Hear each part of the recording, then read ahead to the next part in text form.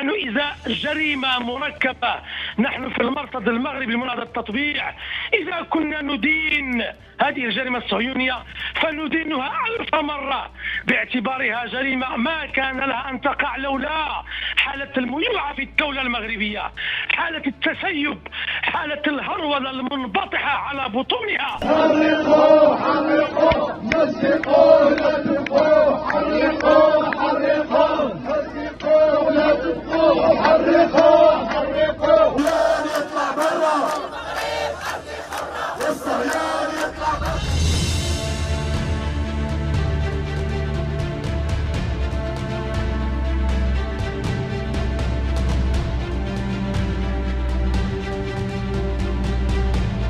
الأوامر تأتي من تل أبيب، الصمت المطبق في الخارجية المغربية. الآن هناك صمت مطبق إذا جريمة ارتكبت في التراب المغربي بحق أجساد موظفات مغربيات.